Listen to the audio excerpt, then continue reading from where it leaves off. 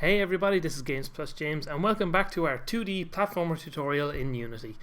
So today we're going to take a look at making our death look a bit more kind of obvious, because at the moment you start here, run these spikes, you just kind of magically teleport back to there. It feels a little bit empty. It doesn't feel interesting. Do you know what I mean? So the way we're going to do this is we're going to add some particle effects, which are super handy dandy little things in Unity that are really kind of fun and useful to use. So what we're going to do is we're going to go to game object up here. We're going to click particle system to create a new particle system, and you can see, look, it's already creating lots of floaty little bubbles that we don't really want at all. So what we're going to do, we're just going to rename this one to, we'll call this one death particle. And since this is a very pixely looking game, it doesn't really fit having these kind of soft round little things appearing. So what we're going to do is we're going to scroll down here, click on renderer, and instead of default particle, we're going to click this little circle beside default particle, which opens this little selector menu. And these are kind of default things that come with Unity as they are. I'm going to click this white one here. So look, now we've got lots of big blocks, which again, we don't really want big blocks, but we're going to sort that out very, very, very soon. We're going to change the color of this to red. I'm going to go for a little bit darker red. A little bit brighter actually than that. There we go, that looks about right. Because it's a death animation, so we want it to look like your player is exploding or something like that. We're going to change a few little variables here. Particles are really interesting in Unity just to play around with, so I'd recommend that, like, fiddle around with all the different values that you find here and see can you find something that looks interesting to you. So what we're going to do is we're going to turn the start speed, we'll leave that at 5, but we're going to change the lifetime to 1 of that, and we're going to change the duration to 1.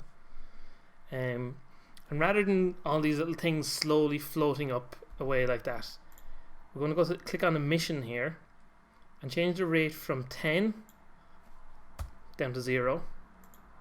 And then there's this burst thing here.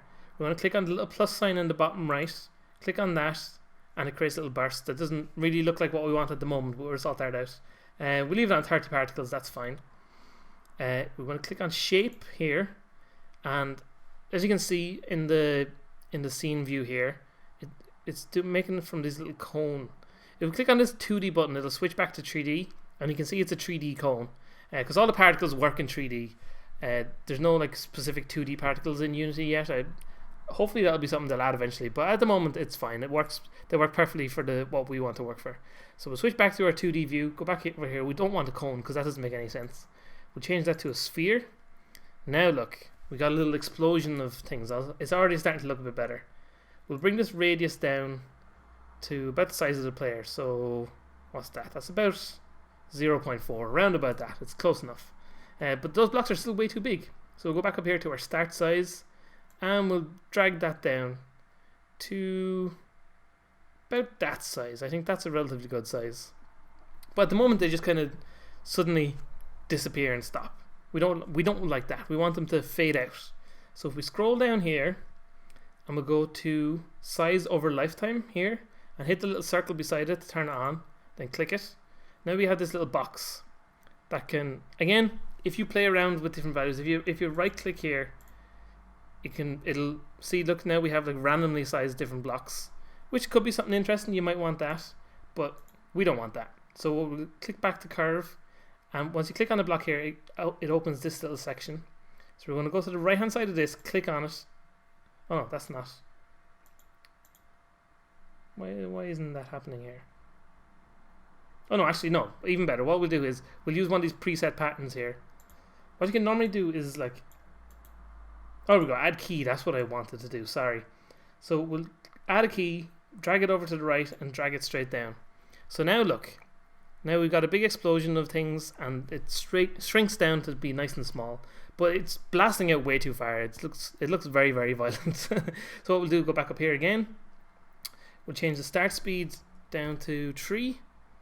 So there we go. Now it's exploding out nicely, and what we want to do also is go to gravity multiplier and put that at we'll say 1. So now it looks like it's fallen when you get hit.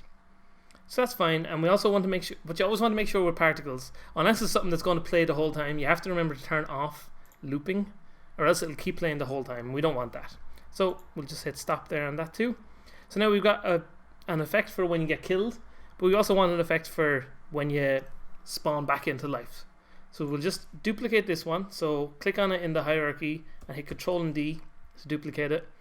And rather than being the dark green, to make it easier to see what we're doing, we'll turn looping back on, just so we can see what we're doing with the particle system.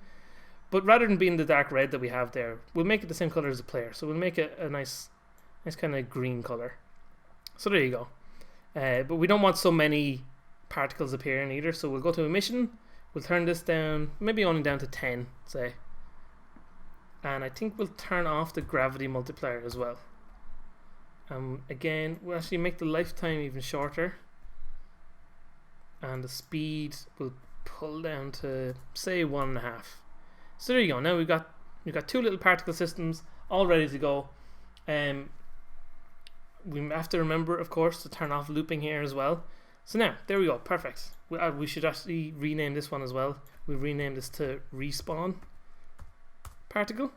So now we need to determine how are we going to make these appear when the player gets killed.